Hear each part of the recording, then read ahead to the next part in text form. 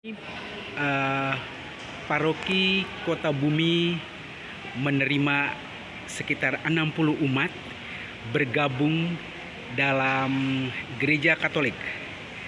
Salah seorang yang saya temui setelah pembaptisan baru adalah Bapak Leonardo dari lingkungan Santo Lukas, wilayah Tarsisius. Saya ingin berbincang-bincang dengan beliau karena dia berasal dari agama Konghucu, sehingga saya perlu mendapatkan semacam keterangan apa yang menjadi alasan.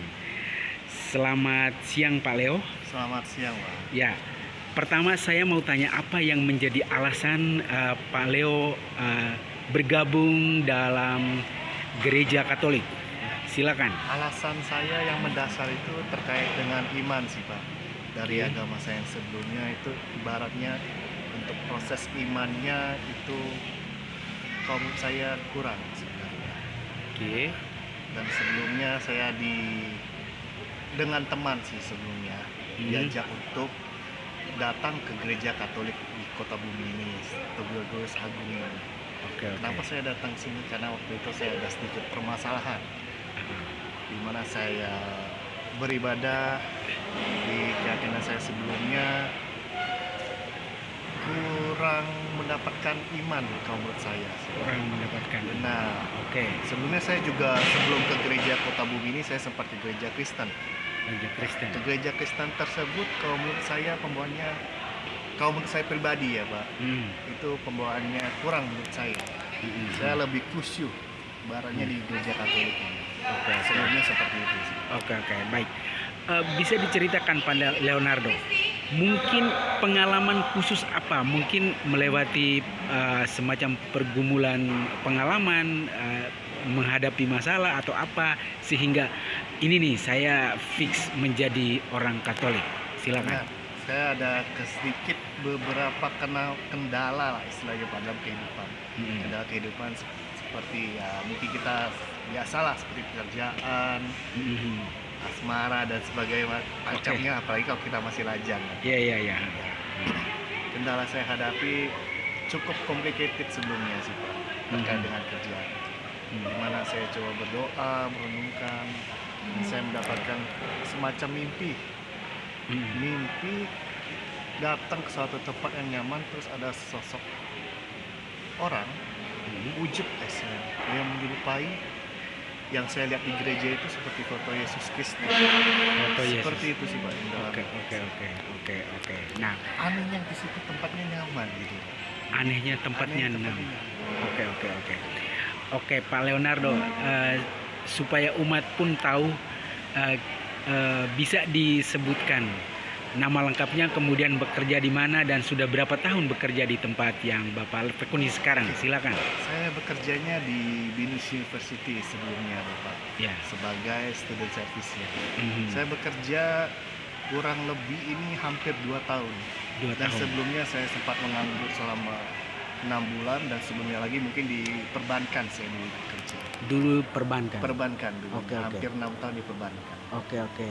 Boleh tahu alumni dari mana? Alumni sekolah atau pekerjaan? Sekolah saya alumni dari Binus juga. Binus. Oke.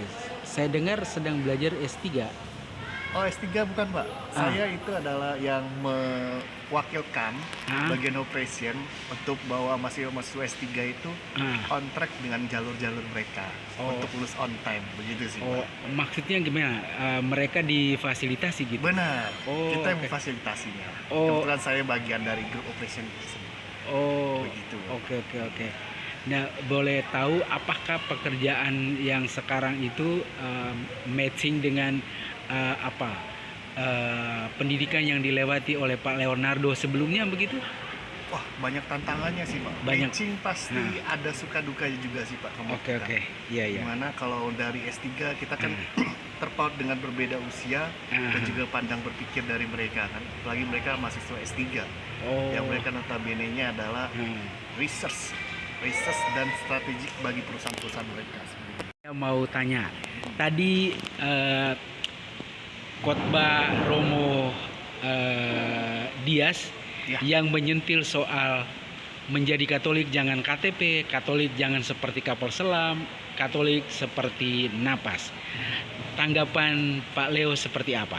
Kalau menurut saya secara pribadi benar, Bapak. Hmm. Apalagi Romo Dias itu menyinggung soal terkait dengan Katolik. Jangan cuma KTP saja, jangan Katolik dari Natal dan Paskah, Ya, atau istilah kata Romo Dias tadi adalah Katolik napas. Katolik Dan napas. terakhir itu adalah Katolik kapal selam. Iya. Ya, disinggung seperti itu menurut saya benar juga sih Bapak, karena Katolik itu kan bukan mencari kuantitas tapi mencari kualitas. Seperti yang Oke. disampaikan oleh Romo Dias, benar menurut saya. Mhm. Umat banyak tapi tidak ada yang kualitas, sama saja bohong, seperti saya begitu. Kuantitas itu tidak terlalu penting, yang terpenting itu adalah kualitas. Oke. Pak Leonardo Ya. sebagai anak keberapa? Dari berapa bersaudara? Saya anak kedua dari 4 bersaudara. Oke. Aslinya Tangerang atau dari Jawa atau dari luar? Aslinya saya di luar Pulau Jawa. Di mana? Tepatnya di Bangka Belitung. Bangka Belitung. Benar. Oh, oke.